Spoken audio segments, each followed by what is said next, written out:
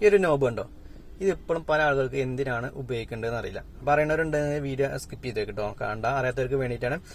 ഈ ഒരു നോബ് എന്തിനാണ് ഉപയോഗിക്കുന്നത് ഇപ്പോഴും പല ആൾക്കാർക്ക് അറിയില്ല. ഇത് കണ്ടോ, ഒരു നീല, വൈറ്റ്, റെഡ് ആ കളർ അങ്ങനെ ഒരു സിഗ്നൽ ഉണ്ടോ. ഇപ്പൊ ഈ നീലയുടെ ആവുന്ന സമയത്ത് നമ്മൾ AC ഇട്ട് കഴിഞ്ഞാൽ നല്ല തണുപ്പായിരിക്കും. നല്ല തണുപ്പായിരിക്കും. ഈ വൈറ്റിലാവുന്ന സമയത്ത് ഇതിങ്ങനെ അഡ്ജസ്റ്റ് ചെയ്തുകൊണ്ടിരിക്കും. ഈ വൈറ്റിലാവുന്ന സമയത്ത് ആ തണുപ്പ് ഇങ്ങനെ കുറഞ്ഞു വരും. ചിലപ്പോൾ ഒരു തണുത്ത കാറ്റ് എന്നല്ല, ഒരു നോർമൽ കാറ്റ് ഇങ്ങനെ വരും. അതിങ്ങനെ മാറി റെഡിലേക്ക് എത്തുന്ന സമയത്ത് നല്ല ചൂട് കാറ്റായിരിക്കും കേട്ടോ. അതാണ് ഇതുകൊണ്ട് ഉദ്ദേശിക്കുന്നത്. അതായത് നമ്മുടെ കാറിനകത്തെ ടെമ്പറേച്ചർ അഡ്ജസ്റ്റ് ചെയ്യാൻ വേണ്ടിയിട്ട് നമ്മൾ ആ തണുത്ത എന്തിന് അഡ്ജസ്റ്റ് ചെയ്യാം. ചില ആൾക്കാർക്ക് AC ഇട്ട് കഴിഞ്ഞാൽ ചിലപ്പോൾ കൂടുതൽ നല്ല തണുപ്പ് പറ്റിക്കണമെന്നില്ല. അപ്പോൾ ആ തണുപ്പ് കുറയ്ക്കാൻ വേണ്ടിയിട്ടാണ് AC ഓഫ് ചെയ്യേണ്ട. AC ഓഫ് ചെയ്യാൻ നമുക്ക് ഇതിങ്ങനെ ഇട്ട് കഴിഞ്ഞാൽ നമുക്ക് ആ ടെമ്പറേച്ചറിൽ വ്യത്യാസം വരുത്താം. അപ്പോൾ അതിന് വേണ്ടിയിട്ടാണ് ഇത് ഉപയോഗിക്കുന്നത്. നമ്മൾ വണ്ടിയിൽ മിസ്റ്റൊക്കെ പിടിക്കുക, മഴത്തൊക്കെ പോകുന്ന സമയത്ത് മിസ്റ്റൊക്കെ പിടിക്കുമല്ലോ. ആ മിസ്റ്റ് പിടിക്കുന്നത് ഗ്ലാസിന്റെ പുറത്ത് ഔട്ട്സൈഡ് ആണെന്നുണ്ടെങ്കിൽ എന്താ സംഭവിക്കുന്നത്, വണ്ടിയിനകത്ത് നല്ലപോലെ തണുപ്പ് കൂടുതലാണ്.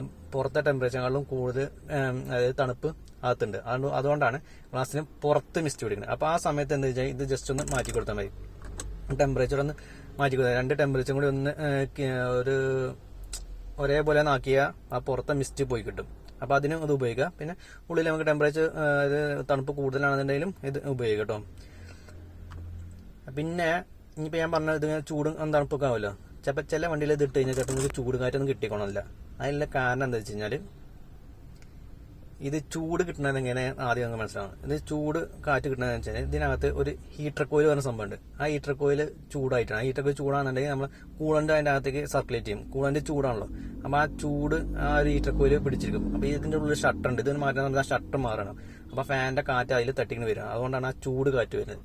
അപ്പൊ പല വണ്ടികളിലും ഹീറ്റർ കോയിൽ ചിലപ്പോൾ ലീക്കാവും. അല്ലാത്ത സമയത്ത് എന്തെങ്കിലും കാരണവശാല് പൈപ്പ് അയക്കുന്ന സമയത്ത് ചിലപ്പോൾ പല ആൾക്കാരും അത് ബൈപ്പാസ് ചെയ്ത് കൊടുക്കും. ബൈപ്പാസ് ചെയ്ത് കൊടുത്തു കഴിഞ്ഞാൽ എന്താ പറയുക, കൂളന്റെ സർക്കുലേഷൻ നടക്കില്ല.